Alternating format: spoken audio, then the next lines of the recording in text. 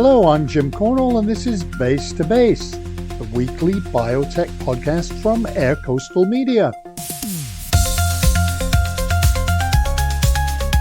Yes, welcome again to the Base to Base Biotech podcast, and this is number 52, and it's going live on March the 27th.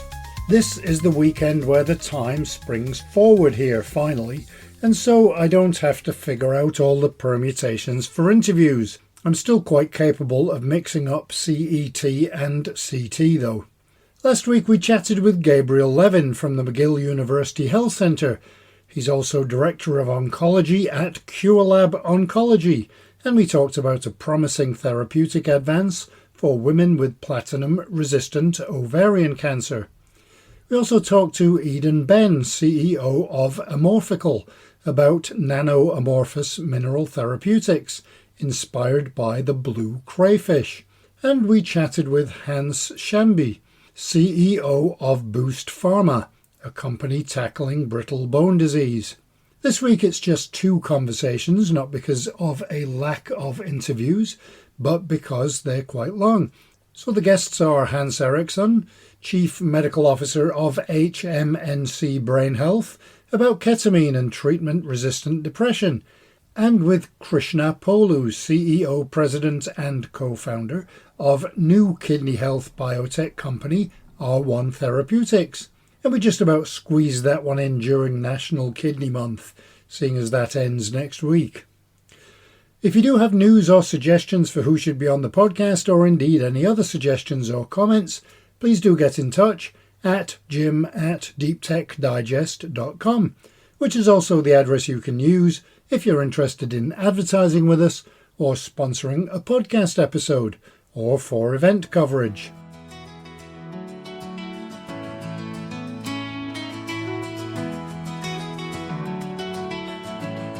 So first, it's time to go through some of the headlines of the articles you may not have read over at deeptechdigest.com. Not suggesting that you should go there right now, of course. You're in the middle of a podcast. Mutation strength in a single gene shapes tumour behaviour. A new mechanism has been discovered that drives breast cancer progression. And a molecule manifesto pinpoints key pathways to a $1.1 trillion biotech economy. Fast Track designation has been given to an siRNA therapy for HAE. R1 Therapeutics unveiled its lead program targeting HPV-positive head and neck cancer, and there have been positive results from a second-line metastatic breast cancer trial. Initial data suggest a favourable safety profile for an Alzheimer's drug. The shingles vaccine cuts the risk of serious cardiac events, and researchers have designed a drug capable of reversing cognitive decline in Alzheimer's disease.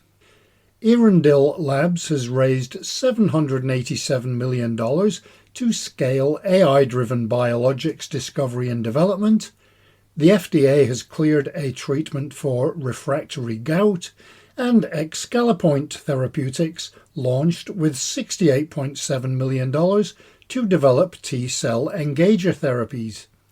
You can read all of these and plenty more at deeptechdigest.com.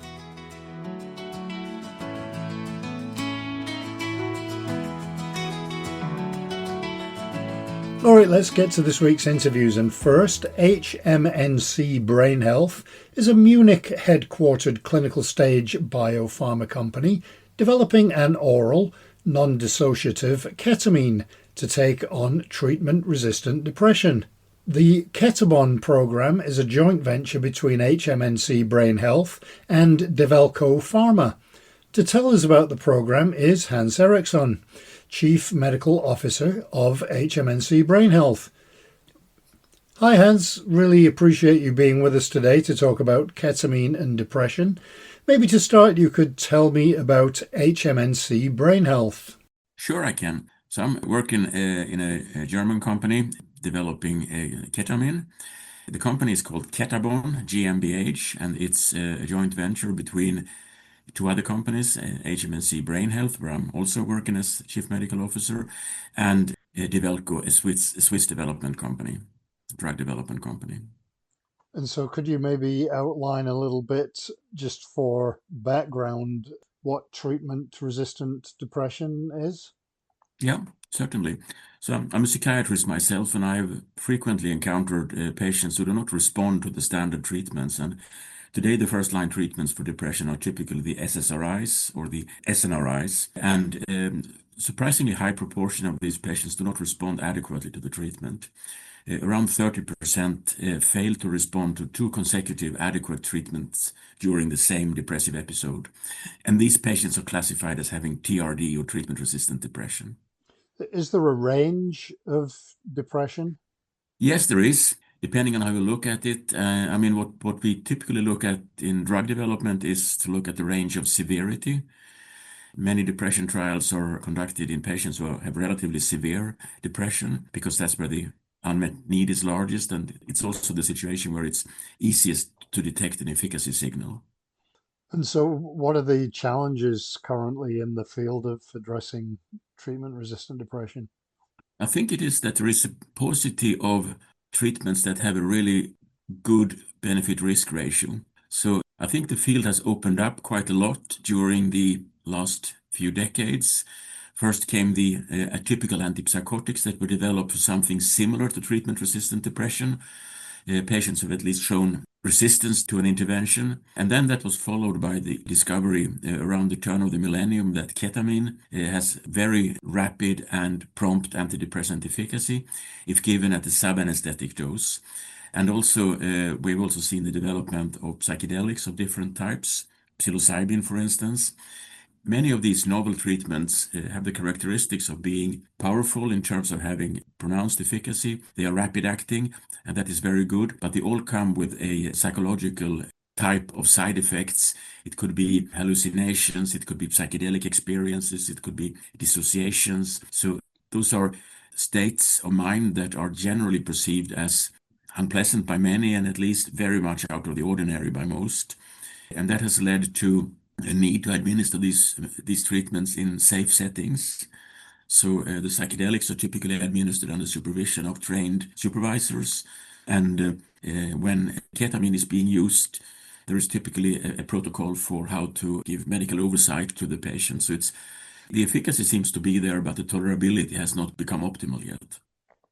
And does the efficacy of any of the drugs that are used to treat TRD, is that as variable as the depression itself? You can never feel confident when you start to administer even the more powerful TRD treatments. I mean, I've been involved in treatments of patients with intravenous ketamine, and even though the efficacy is generally quite good, there were patients who didn't have much of a response at all. So there is a variability there as well. And I think that's characteristic of depression as a whole. The symptoms of depression are so variable. It really looks as if it's not just one disorder with one common biological disturbance, but a heterogeneous condition. And if that is the case, it's not so surprising that different mechanisms of action may be of different efficacy. Does that mean that there's still a lot of research going on into these conditions? Yes, it's a heavily researched area. And I think the field has really started to thrive in terms of research activities during the last decades with the advent of these medications like take as example ketamine and psilocybin that previously was seen as medications that were mainly a medical problem because some people use them to achieve psychological highs or other experiences. Now we see that with appropriate medical oversight they can be used in a very safe and diligent way. Are lots of companies developing a range of treatments for TRD? Yes, yes, very much so. Many are active in the psychedelics space, and there's also quite a lot of interest in ketamine and ketamine-like treatments. And so, could you maybe go into a bit more detail on what you're working on and how it works? Yeah, I'm happy to do. When you administer ketamine intravenously to a patient, you typically get a very high concentration of the molecule ketamine. That interacts with a specific receptor in the brain called the NMDA receptor, and that typically triggers unwanted things like dissociative psychological experiences, but also cardiovascular effects like increased heart rate, increased blood pressure, and in some patients also sedation. And we think that this is due to the fact that there is a quick peak coming up and that the concentration of this molecule goes up very high. When we give a similar or corresponding amount of ketamine with our oral prolonged release formulation, it is swallowed in a tablet and it's slowly taken up in the gut. And it's not until after about 7-8 hours, or sometimes 6.5 hours, that the peak concentration is achieved. So the peak concentration becomes lower. And also, since everything is taken up by the gut, the molecules pass through the liver. And the liver is very good at protecting the body against what it sees as things that shouldn't be there. So it's actively metabolizing ketamine to a large extent, turning it into metabolites, norketamine and hydroxynorketamine, that go up in relatively high concentrations. With this administration, we get low ketamine but high concentrations of the metabolites. And when we look at the dissociation, it's practically not there. There are a few patients that have small signs of it, but it's a dramatic difference, which we attribute to the much lower concentration of ketamine. But the antidepressant signal that we have seen in 2 trials has been of a magnitude similar to what has been achieved with the only approved ketamine-based treatment, which is a nasal spray with esketamine. So it seems as if it's actually possible to, by clever pharmacokinetics, with a much lower and later occurring peak concentration, but a similar overall exposure, achieve the intended antidepressant efficacy without causing these unpleasant side effects. Are there generally side effects for ketamine? I mean, there are some side effects that are generally known with ketamine. First of all, the ones that I spoke about that we believe to be NMDA receptor mediated, like dissociative experiences, cardiovascular effects, sedation.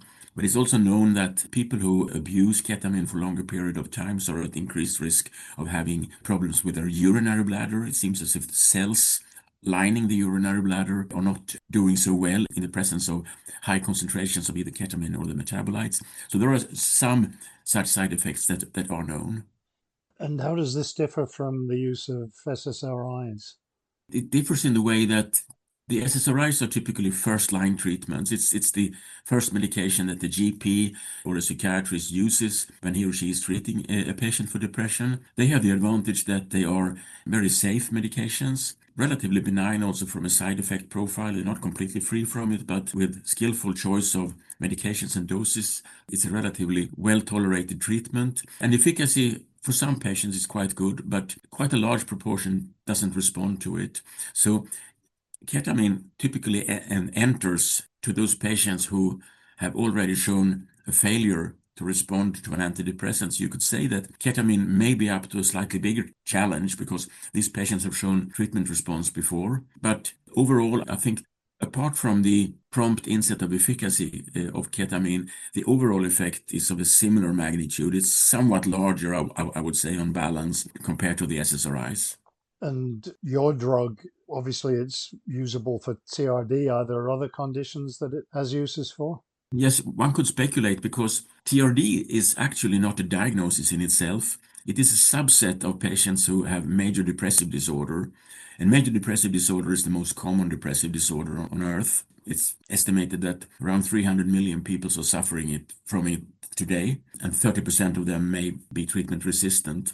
So even though we have done our trials in treatment resistant depression, I don't think there is any strong reason to believe that that's the only place where ketamine would work.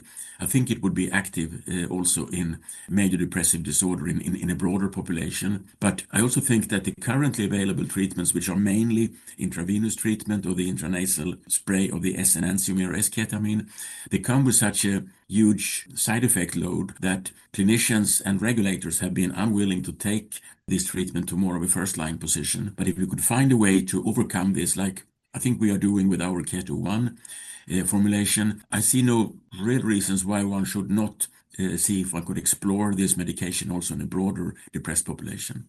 And what's Spravato and how does this differ from that?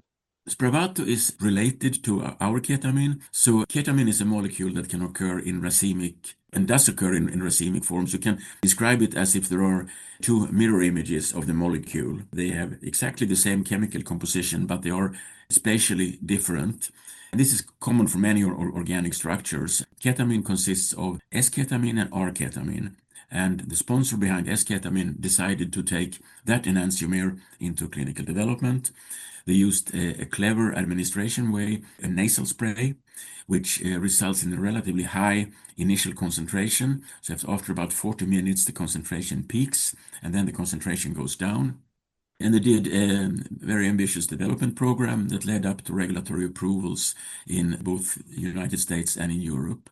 In our Keto-1, we have both R-ketamine and S-ketamine. So we are also giving our patients S-ketamine, but by a different administration route and with a different pattern of the metabolites. We get relatively seen more of the metabolites and relatively seen less of the parent compound.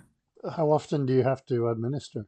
So far, we have been administering it daily during our clinical trials so far, but over the years, we have seen how it has been possible to use S-ketamine or Spravato in a much less frequent dosing, starting with 2 doses per week and then going down to eventually perhaps only 1 dose every second week.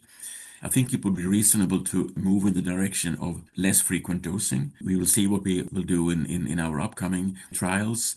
But also, if you look at the patients receiving intravenous ketamine, they typically receive it perhaps a couple of times per week in the beginning and then less frequently. Ketamine has been used as a recreational drug. How do you address the reputation that comes along with ketamine as a recreational drug and the side effects, and also the fact that it has long-term effects as well? Yeah, I mean, it is a challenge because it comes with a reputation. What we can do is to show the data, and the reputation of ketamine comes from the fact that it rapidly induces dissociative experiences. With our compound, with a very slow uptake, no dissociative experiences, or practically no dissociative experiences, are seen in patients and also in healthy volunteers. So we think that the formulation in itself, to some extent, protects against abuse. Also, people who are abusing drugs are not well known for the willingness to wait for 7 hours until they feel the effects of what they have taken. So I think the quite slow release formulation is in itself a protector, making our formulation less desirable for inappropriate use. So could you tell me a bit more about your clinical trials? Okay, so I'd be happy to talk about our clinical trials. We conducted phase 2 clinical trials in 3 countries in Europe. We recruited around 120 patients and we treated them for 3 weeks daily with either a high dose or a low dose of our Keto-1 formulation or with placebo. And that was given together with a standard antidepressant. And all these patients had failed to respond to at least 2 courses of standard antidepressants. First of all, we saw better efficacy in the high dose that separated earlier and to a larger extent than the low dose. So in the high dose, we saw signs of improvement already 7 hours after intake of the tablet, which coincides with the peak concentration of the first dose. And we also saw a separation that reached a p-value of less than 0.05 at days 4 and 7. So we had a real separation. The magnitude of that separation was around 4 point on a scale called the MADRS scale, and that may not be so informative, but that is slightly more than what the standard antidepressant does at best. Could also see that the improvement since baseline was maintained over the 3 weeks that treatment was administered, and it was actually continuing also during a 4-week follow-up period. So we had quite a robust signal of early onset and of potential to be developed further as an antidepressant. So that was a study we conducted in patients. We also did a study in healthy volunteers who came in twice to a research unit. Each time they received 1 tablet and 1 nasal spray. Only one of them contained active drug. So the nasal spray was either Spravato or placebo, and the tablet was either Keto-1 or placebo. They were not aware of which order they should receive the medications. They were completely blinded. And then we used a rating scale that measures dissociative experiences to see if there were any differences. And indeed there were. The vast majority of patients after having received Spravato had a relatively high score on the dissociation scale after 40 minutes, which is the peak concentration of S-ketamine, while after 7 hours, when we reached the peak concentration of Keto-1 containing both S and R-ketamine, only 1 patient went marginally above what could be considered as a potentially clinically relevant score in dissociation. So, and the p-value, I think it had 9.0, so it was very convincing. So I think we have built together a good data package demonstrating that, at least with our compound and formulation, it seems as if it is possible indeed to tease apart antidepressant efficacy from the unwanted dissociative experiences. And other than Keto 1, do you have other things in your pipeline?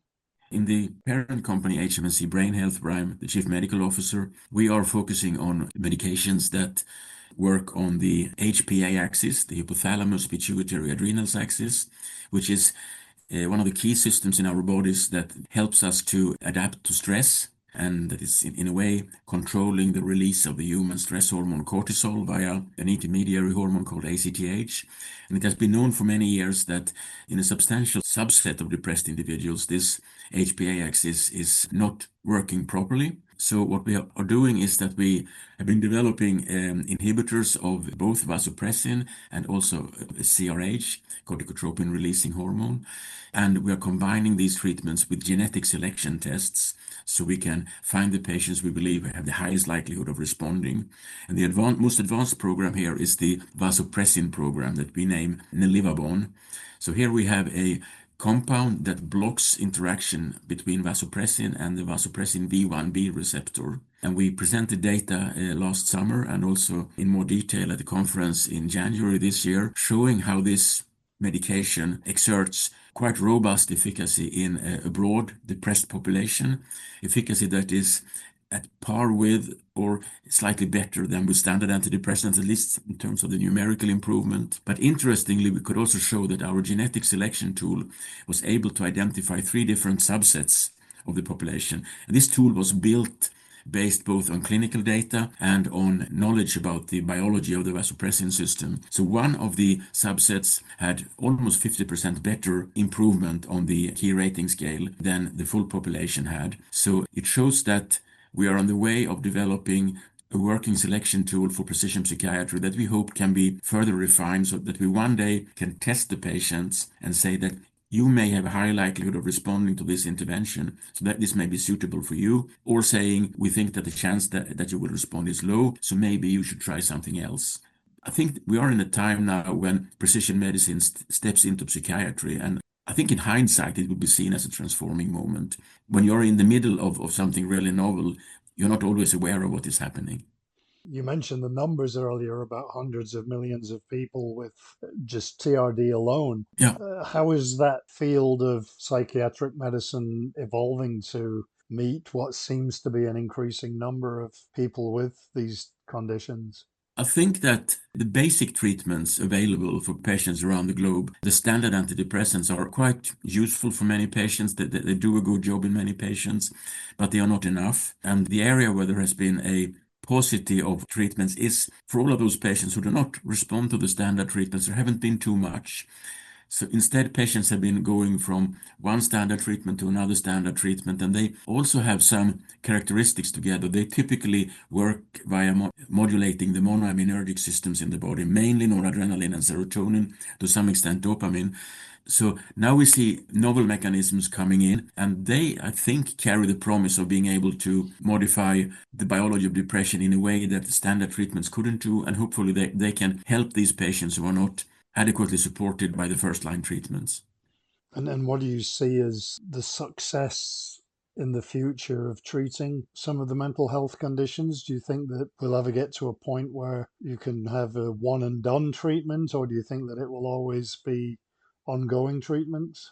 It's a very good question. And I mean, if you look at some of the treatments currently in development, if you take psilocybin as an example, which is one of the most advanced, there actually seems that if 1 or 2 treatments may result in long-lasting effects. And that is also what has been shown anecdotally from patients taking psilocybin. So something seems to be happening in the brain that is not just happening while the molecule and medicine is there. Is it a neuroplastic effect modifying the way the nervous system is structured? Is it working more on neural circuits, sort of resetting the system? I think there is evidence pointing in both directions. So I think this is something that may change the way we treat depression. But with all of these compounds so far, they come with the tolerability issues. I also think that when I was trained as a psychiatrist, we just had to accept the fact that if a severely depressed patient comes in and you initiate an antidepressant treatment, you should be content that it takes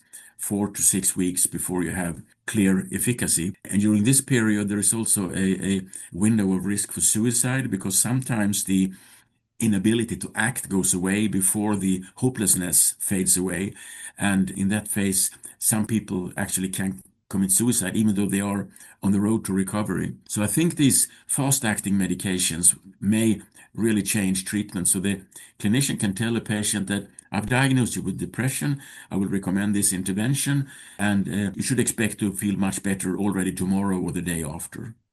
And what about the difference between, you were saying how a lot of the treatments have to be given under supervision? Do you think that that will change to, I mean, obviously some people are able to just take a daily pill at home, but do you think that we'll move more towards home treatments? I think it depends on the pill, so to speak. So I think with our formulation, where we didn't see any problems with dissociation after taking the tablet, we did our trials with the patients taking the medication at home, and there were no problems with that. So we've already seen that it works. I certainly think this is the direction that the field should be moving in. But for other treatments, like, for instance, intravenous ketamine, first of all, you cannot give it at home and take it yourself, of course. But it also comes with the problems of dissociation and the need for supervision. And also from a general spreading of these treatments that require supervision, the question is, how do you scale them up to make these treatments become more widely available to a large number of patients? If you have very skilled supervisors, that is of course good from one perspective, but it also means that it will be difficult to make the medication available for millions of people, because you may not be able to find so many skilled supervisors. So I think there will probably be a way to develop the administration that maintains safety, but which makes it a bit more convenient and thereby make the treatments more accessible. And so on a company basis, what would you say are the milestones maybe in the next 1 to 2 years for HMNC Brain Health? If we take the ketamine program, Keto-1, we think that now is the time to take it further and move it closer to a regulatory approval. So we are right now developing the next clinical trials that we will do with this compound. And we are very confident from what we have seen that this is a medication that can give good antidepressant efficacy in combination with minimal or no dissociation and no cardiovascular effects. So that is one work stream that is continuing. On the vasopressin V1b inhibition, we have also seen this very strong efficacy signal in phase 2. And we are also here now working on finalizing the plans for taking that into the next steps, going into larger patient population. And we used the test I told you in the previous study, and with the data we gained in that study, we are now able to further refine the test and make it even more precise in finding the patients who have a good likelihood of responding. So I think we have two very interesting programs moving ahead here. And what about within the field itself?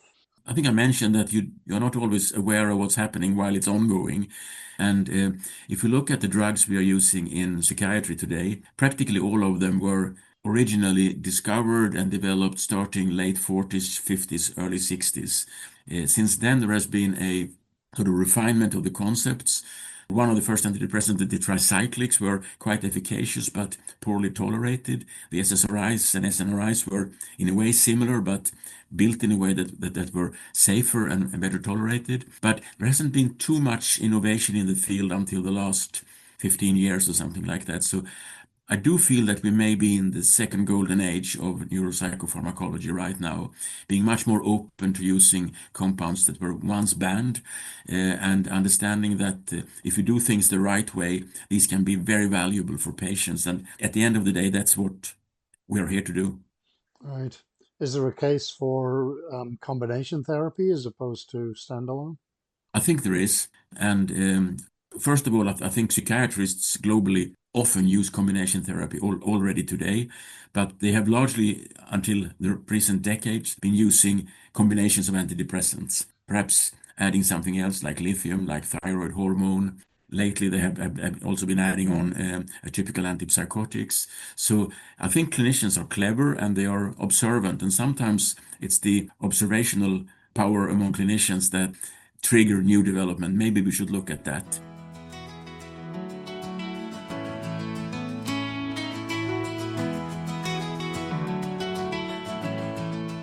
That's another area with a huge number of patients and definitely one needing new treatments. So let's hope that Ketabon can make a difference.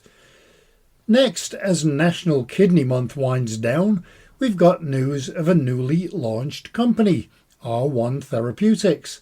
It's a US-based clinical stage biopharma company focused on the development of first-in-class therapies for patients with kidney disease.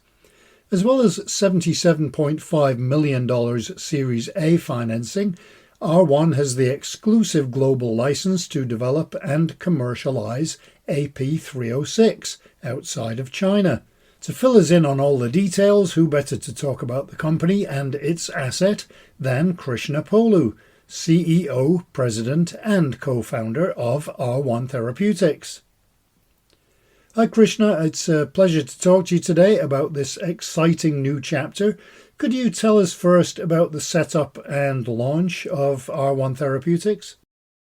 Yeah, I mean, I would say that interestingly, like R1, at least in my mind, has been a long time in the making. I trained as a physician and specifically trained as a nephrologist. So, I'd say kidney disease is kind of in my blood. And when I went to industry 20 years ago, I kind of cut my teeth on developing drugs in the kidney space as well, starting at Amgen. And I left kind of the academic setting for industry with the idea that we didn't really have a lot of approved medicines for patients with kidney disease in any sphere, frankly, whether it's earlier stages of kidney disease or kidney failure or transplant patients. So I think my idea was always at some point to get to this place, which was to start a kidney company and focused on developing therapeutics for patients with kidney disease and to take a leadership position here. So I got introduced to the asset that ultimately enabled the formation of R1 Therapeutics last summer by Abingworth, who's one of our investors. I'd been advising them and they asked me to advise them on an asset they were doing diligence on.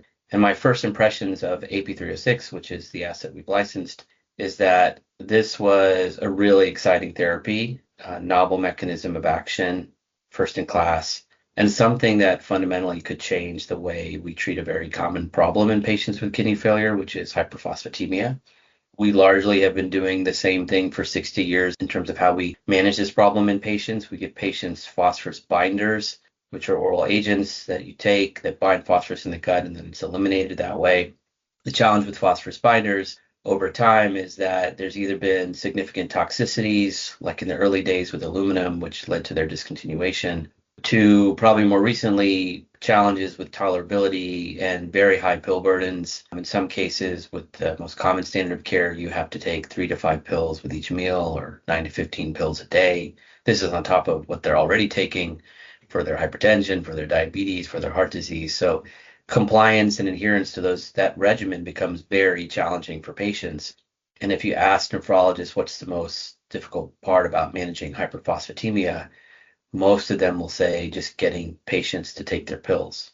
So if you look at, how well are we doing at managing this problem in patients, and you look at very large epidemiologic data sets and you look at the last decade, we haven't fundamentally moved the needle at all in terms of the proportion of the patient population that we can manage into a target range or into normal ranges of serum phosphorus. So more than 70% of the dialysis patient population in the US, for example, we can't achieve normal phosphorus levels.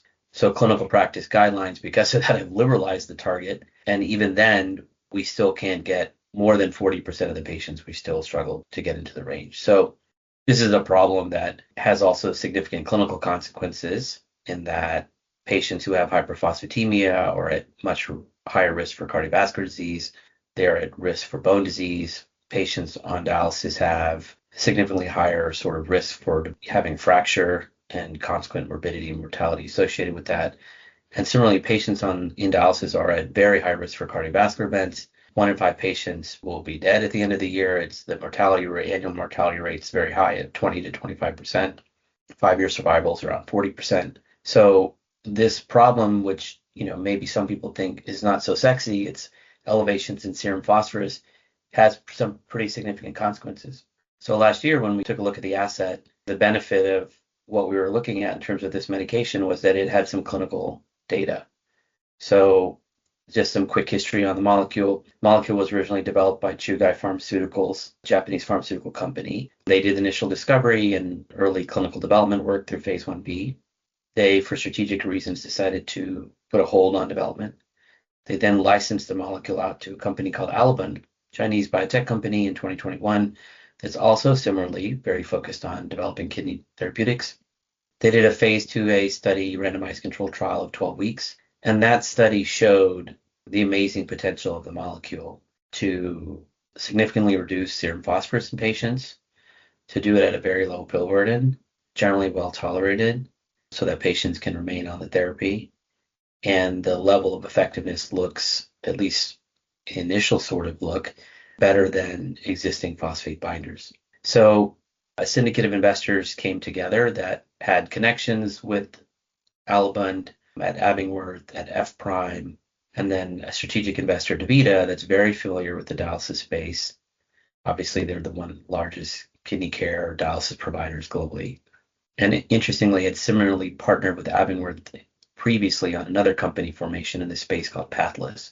So the three investors, I think, were in a good position to lead a financing and help form a company. And that's where I sort of came in, and that I came in around the time when they were thinking about that, and initially helped with diligence. And then that led to a decision to join the company as CEO and help start the company, close the financing, close the licensing deal. And all of that actually consummated in December of last year. We then decided, because there was a lot of interest, to expand the financing in February. And so we brought in US Renal Care, which is another dialysis provider, third largest in the US and growing fast. Symbiosis, another biotech specialist investor that is also part of the Walmart family office. And in addition to the two of them, Curie Bio, Boston-based fund, a great team. And so we closed on the financing, $77.5 million in February. But we've been running the company operations, I would say, in earnest since December. And obviously, we're excited to just launch the company this month. And last thing I'll say is, just as a plug, this is National Kidney Month. So good time to be launching the company. It seems to be a model that you've not exactly replicated, because every company is different, but what is it about the model that you use for starting companies that works? Because you've been involved in quite a lot of startup companies. Yeah. My expertise and background is really clinical development, right? So it's very easy for me. And I've developed drugs in lots of different therapeutic areas, not just the kidney space. And so for me, it's pretty easy for me to take a look at an asset that's in clinical development, assess the molecule, the data, kind of the development plan, or rethink the development plan. And that's really kind of I would say, my core competency. So all of the company formations that I've been involved with, and this is the fifth in a row, I would say, they all have a similar flavor in that they're later stages of development, mostly in clinic, probably phase 1b or phase 2. And then in terms of like investor syndicates, I think investors like investments, I mean, not the only type, but investments where they can see value creation in a relatively short amount of time. Being able to de-risk the asset and create value in a period of somewhere between 12 to 18 months is very attractive, because then they can make their investment and see that value creation in a relatively short amount of time. And then it gives the company lots of different options after that. Anything from raising more capital to create more value and keep advancing things, to sometimes you'll see like early, M&A, even depending on what the asset is in the therapeutic area. So that's a lot of what I have been doing. And the other part is, to stand companies up, you need a team. And so I think a big part of the success of moving these things forward is pulling together kind of other entrepreneurs, development, commercialization type, executive and management teams that have done this before, that are used to putting companies up, standing companies up with relatively little resource. And so it's people who are willing to take that risk, but have also are comfortable and know how to do it. So the management team that we've built here are largely people I've worked with before.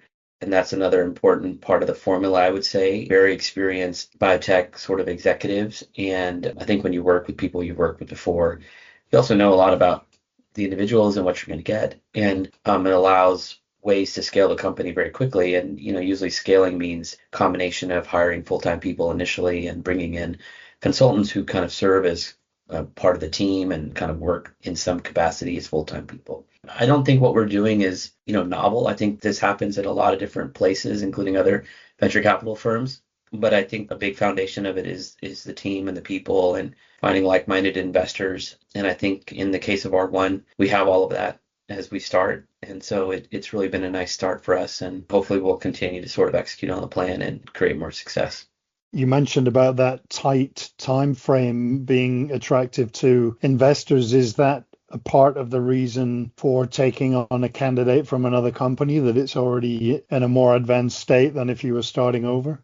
Yeah, I think so. One of the advantages of licensing assets, and there's a lot of work and activity right now in China, is that they can often generate data at a faster pace than we can in the US.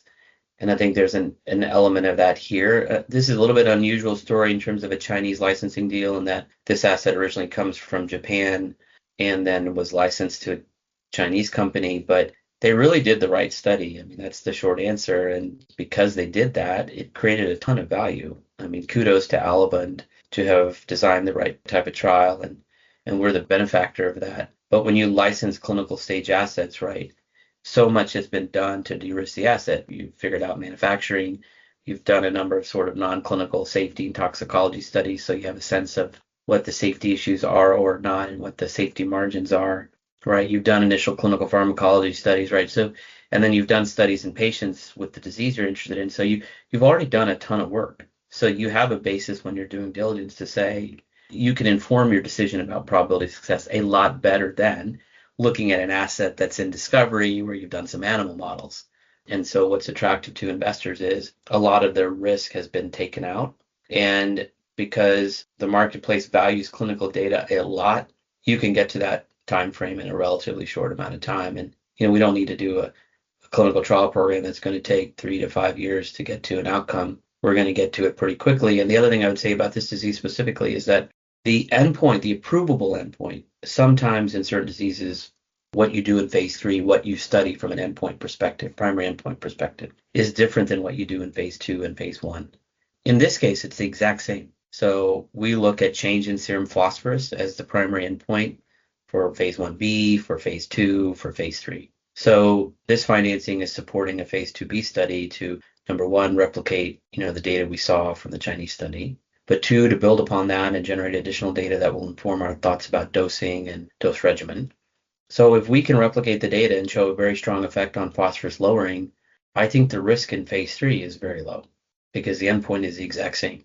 So if you've shown it twice, the chances of not showing it in the third time, which is in this case a phase 3 program, is going to be very low. So I think as an investor, the other thing that's favorable about this program is that as you keep making steps forward, the amount of risk you start taking off the table increases, substantially. And so I think if we can get to phase 3, there'll probably be less questions about, the probability of success from a development and regulatory standpoint, but probably then the sort of question marks will be about commercialization and the commercial opportunity and making sure from a manufacturing standpoint, there's no issues and we can supply the market. But, those are things too we can start assessing early. And I think our preliminary assessment of the commercial opportunity looks quite attractive. Could we maybe take a step back and give me a bit of background on hyperphosphatemia? Yeah. You absorb phosphorus from your diet in the gut. And so in Western diets, we use inorganic phosphates a lot as preservatives. So there is a large phosphorus load for most people in the diet. Now, your kidney is probably one of the main regulators for getting rid of excess phosphorus or phosphate. So when you eat a meal, you absorb it, and then anything you don't need, mostly for bone health and other sort of cellular functions, you just basically pee out. When the kidneys start to fail in patients with kidney disease, by the time they get to the later stages of kidney disease or kidney failure, but they're not yet on dialysis, but they still have enough kidney function to maintain themselves to some degree, they start to retain phosphorus because the kidney can't manage it anymore because it's failing. So slowly the body starts to accumulate phosphorus. When that happens, a number of other things happen. So the body says, well, I got to get rid of this phosphorus in another way, and so I'm going to do things to do that. So what it starts to do is upregulate certain hormones like parathyroid hormone. And so the parathyroid hormone thinks, oh, the phosphorus level is elevated, I'm going to make more PTH to get rid of it because PTH can drive phosphorus out of the kidney. So now the body starts making more parathyroid hormone. The problem with that over time is it causes bone disease. The other thing is you make other hormones like FGF23, which is a phosphaturic agent. That just means it helps the kidney get rid of phosphorus. But FGF23 is linked with cardiovascular disease. And then the accumulation of phosphorus complexes with calcium, which then leads to calcification in the vessels. So as the kidney keeps failing and as the body keeps retaining phosphorus, this dysregulation keeps going. So that by the time a patient gets to total kidney failure, at this point requiring dialysis, they have no way to get rid of the phosphorus at all. It just keeps accumulating, and it keeps driving these other clinical issues like bone disease. The weakened bones basically lead to an increased rate of osteoporosis, which is very high in the dialysis population, and fractures, and cardiovascular disease. As mentioned, I think earlier, these patients are very high risk for cardiovascular events. So if you can't get rid of it via your kidney, this is where historically people are like, okay, if you're absorbing most of the phosphorus in your gut, give something to bind that phosphorus so it can't be absorbed, and then basically get rid of it in the stool. And phosphate binders can work. They do lower serum phosphorus. Obviously, they're approved to do so. And there's probably 5 or 6 therapies. I think 6 may be approved in the US. But they all suffer from the same challenge, which is they're not well tolerated. You have to take lots of pills. And so then patients don't take them.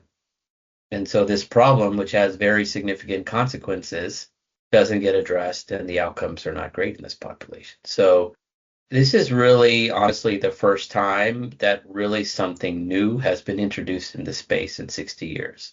So this is a big issue, and we're excited to be tackling it in a different way. And we think that if we can be successful, it has the potential to just change the whole management of the problem. And that's what our aspiration is, which is to really change the standard of care here and hopefully be the treatment of choice. Phosphorus binders will still have a role in the management of this issue, but I think our hope is that this therapy could be used, should be used, might be used in a majority of patients. And then in the cases where it's not working or not working as well, there's some patients may not tolerate the drug, of course, like any medication. So that's where binders will probably come into play. But we think that this therapy should be able to be used by most patients. That brings us on, I guess, to the drug itself. Could you tell me a bit more about AP306 and how it works? Yeah, AP306 is a small molecule therapy that's given orally. It works by binding and blocking the active transport of phosphorus by blocking 3 phosphate transporters, active phosphate transporters. So when I mentioned earlier that phosphate binders bind phosphorus in the gut and then they're eliminated, this works mainly by inhibiting active transport of phosphorus, because by lowering the phosphorus load or level in the GI tract, you change the concentration gradient and you don't absorb as much phosphorus. The dogma really was that this is the prevailing mechanism for how phosphorus is transported. And it's probably true in normal physiology, but in chronic kidney disease patients, there's some suggestion that active transport plays a more important role. How important a role it is or was, I think we really didn't know until maybe we generated some data with this molecule. So this previous attempts at blocking active transport have focused only on one of the 3 active transporters in the gut, a transporter called NaPi2b. AP306 blocks NaPi2b, PIT1, and PIT2, which are the other 2 active phosphate transporters in the gut. And blocking all 3 is probably important because previous attempts at blocking just one of the 3, which is NaPi2b, have not been successful. So when Chugai developed AP306, previously known as EOS789, they designed the molecule really to block all 3. And the clinical data that Alban generated in their clinical study in dialysis patients highlights that, number one, blocking active transport can be an effective mechanism at lowering serum phosphorus in dialysis patients and CKD patients with hyperphosphatemia. But importantly, it may be a superior way to do it than blocking the passive transport of phosphorus. So in summary, all of the existing therapies inhibit or block the passive transport of phosphorus being absorbed in the gut. And AP306, very unique novel mechanism in that it blocks the active transport of phosphorus by blocking these 3 active transporters. You mentioned the previous clinical trials. Could you tell me a bit about the results from those and how that will inform your own plans for trials? Sure. So the previous trial that was conducted, the phase 2 trial, was a randomized controlled trial. So patients who were hyperphosphatemic but were being treated with phosphate binders were randomized to either get the new drug AP306 or the standard of care sevelamer. So sevelamer is a polymer-based binder originally developed by Genzyme, is probably the main standard of care globally for managing this problem. It comes with the challenges of needing to take lots of pills, so somewhere between 3 to 5 pills with each meal. So patients in this study were randomized to either AP306 or sevelamer, and then after initial washout period, then they were either receive one of these 2 treatments, and then they were treated for 12 weeks, and then serum phosphorus was measured during the 12-week period, and then there was a washout period for safety at the end. And so what we learned from this study is patients who were receiving AP306, we could reduce serum phosphorus within weeks and get patients within the target range between weeks 4 and 8. We got to a nadir effect within 8 weeks. So this drug works very quickly, and we can get patients to target in a very short amount of time. And then we're able to sustain that effect through 12 weeks.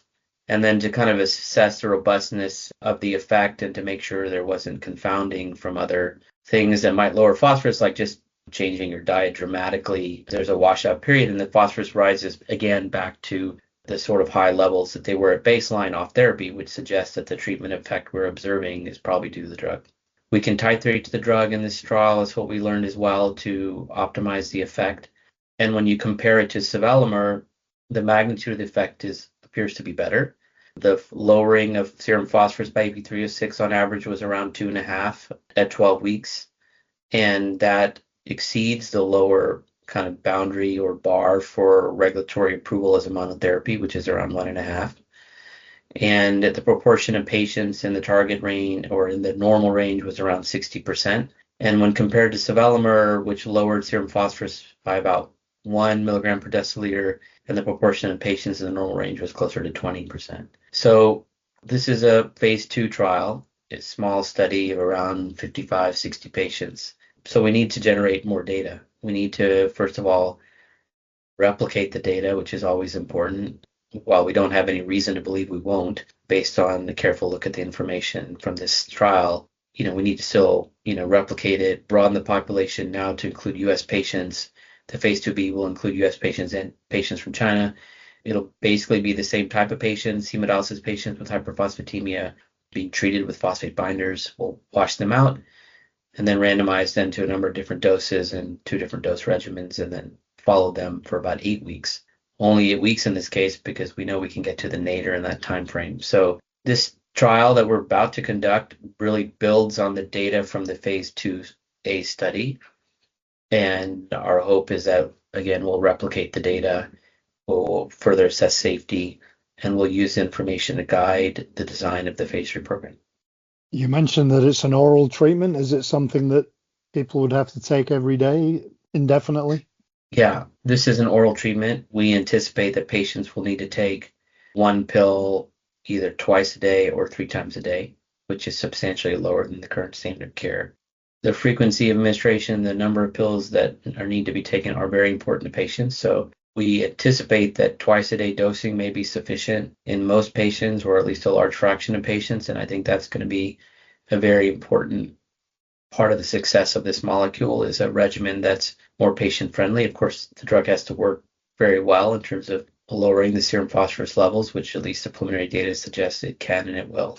So it is a lifeline therapy, because as long as the kidneys have failed, then this problem doesn't go away. The only thing that would change that is if patients get a kidney transplant. And in that case, kidney function would return, and then this problem would go away. So ultimately, what does it mean for the patients in terms of their quality of life? Yeah, it's a big deal in the sense that Imagine you are a dialysis patient and you go to lunch with your friend and you open up your pill box and, you've already taken your morning meds when you get up for whatever, hypertension, diabetes, heart disease. You go to bed at night, you take your other round of medications. Nobody really sees that other than you.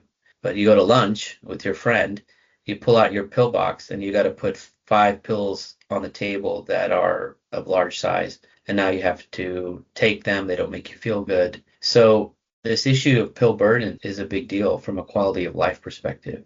And of course, if we can improve the management of hyperphosphatemia, it should translate into other important clinical outcomes, which you don't feel in the moment, which is your cardiovascular disease and your bone disease. But the consequences of those problems are they do ultimately lead to morbidity that does impact your quality of life.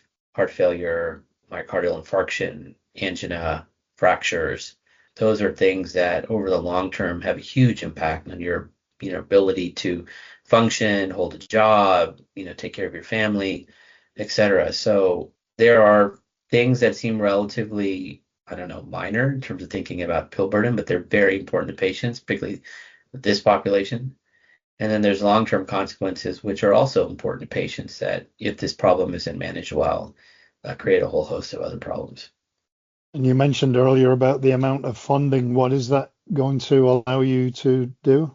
I would say we're super fortunate to, first of all, have raised a very healthy size Series A financing. I think I keep being told by other investors and other biotech executives, like it's still so hard to raise money. So we feel very fortunate that we were able to raise around. There was more interest by investors than we anticipated. In fact, in some cases, we turned down some investors, which is always, I guess, a good problem to have. But the $77.5 million we raised easily funds a phase 2b study through completion. So we expect to have data in the first half of next year. And the additional capital also allows us to start preparing for a phase 3 program. So we'll make some investments like in manufacturing this year.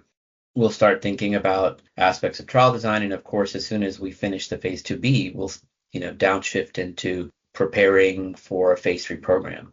So we will need to raise more money to complete a phase 3 program and do a regulatory filing and launch the drug, of course, into the commercial space.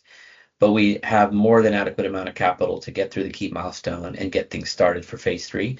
We do anticipate we will raise more money next year in the second half of the year to fund the phase 3 program and beyond. And if we can replicate the data and show that the drug still performs very well, just based on the initial interest we had in this funding round, I think, with insider support plus new investors, I'm optimistic that we will have a successful Series B financing to propel the company forward to get this drug to patients. And obviously having one lead candidate is enough in of itself, but will you be developing or acquiring other potential pipeline treatments in the future? I think our vision is to build a leading kidney therapeutics company, right? And every company that's been successful is successful started with a product, usually. A successful product, and based on the success of that product, there's the opportunity to do more. There definitely is a need to do more in the field of kidney disease. We see a lot of momentum right now in the space that's been created by expedited and accelerated approval pathways from a regulatory standpoint, and that's enabled drugs to move faster through development sort of life cycles. And you see a lot of investment and interest in IgA nephropathy and polycystic kidney disease more recently. And that's all because the regulatory sort of standards have facilitated, I think, quicker paths.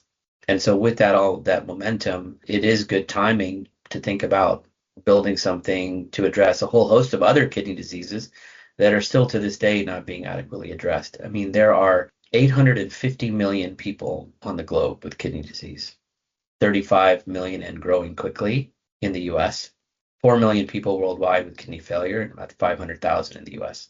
There are about 300,000 patients in the US living with a kidney transplant, just to give you an example of that problem. When I was a fellow in nephrology at the Brigham and Women's Hospital, we used 3 medications to manage rejection in patients: steroids, a drug called Cellcept or mycophenolate mofetil, and a calcineurin inhibitor, mostly Prograf or tacrolimus. That was in 2005. Guess what we're doing today? They're almost the same thing. And while we've done a very good job of managing acute rejection problems in transplant patients, we still lose half of the grafts, kidney transplants, at 10 years. So even if a patient's lucky enough to get a transplant, and waiting list times can be long and the number of transplants available has not changed that much over time, if a patient's lucky enough to get a kidney transplant, they want to keep it. But more than half of them fail.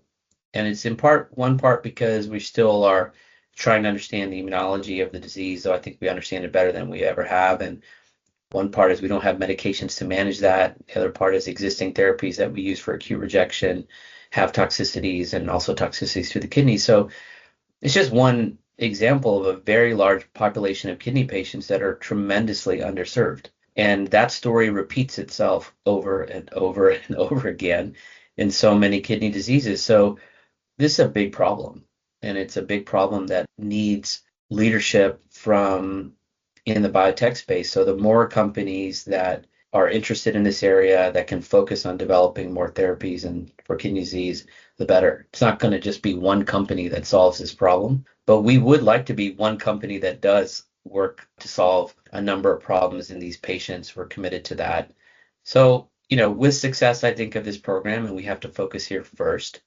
I do think there's an opportunity to develop more therapies in kind of every realm of kidney disease, whether it's transplant or dialysis or pre-dialysis or CKD disease, states. That's what we see as the long term. But in the short term, we're very focused on bringing this exciting therapy forward, and that's our initial goal. I think we're just at the beginning, of solving problems in this space, and hopefully we'll head in the direction and success that we've seen in oncology, where they've really developed very sophisticated approaches to subsetting certain diseases and really understanding the biology and then matching the biology with targeted therapeutics. I think that's the future of where we're headed. I will say that just, I want to acknowledge some of the individuals that have kind of come along with me for the ride. So, in biotech, it's so risky. You work on company creation, you try to get a deal done. A lot of times deals never get done, but you pull a team to work on it and people take risk.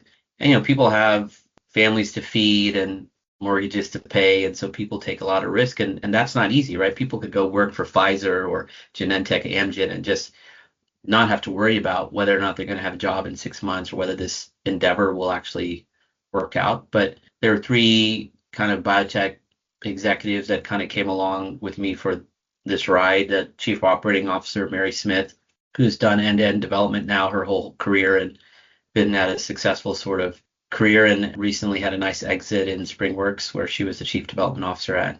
Another woman named Seema Rogers, who I worked with a long time ago, who heads up our clinical development operations, and Lili Sengchentalangsi, who is heading up alliance and program management. And all of these women sort of jumped in with me. I've worked with them before in another sort of endeavor also, and they took some risk and really helped me sort of pull everything together. And we started working on this program last fall, even before the deal was done. So I really very much appreciative of them and taking on that risk and helping me get this started. Without them, I'm not sure some of this would have been possible. So I'm very thankful for that. And, at the end of the day, working with awesome people and great people is what makes this job enjoyable, and it allows you to kind of get through a lot of sort of tough moments and tough times. So, it's the people that matter in the end. It's really what determines success for us. So great organization, and hopefully with that, we'll have success.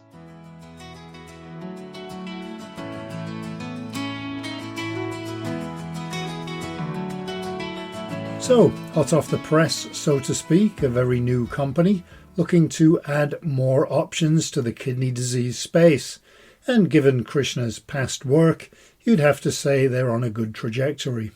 So that's it for this week's podcast. Next week we're into April, although we do have to navigate April the 1st, hopefully without too much humiliation. If you do want to get in touch with guest opportunities, or if you want to advertise, please feel free to contact us at jim@deeptechdigest.com. So until next time, wherever in the world you are, hope you have a great week ahead. Thanks for listening, and I hope you'll join us again next time for another Base to Base Biotech podcast.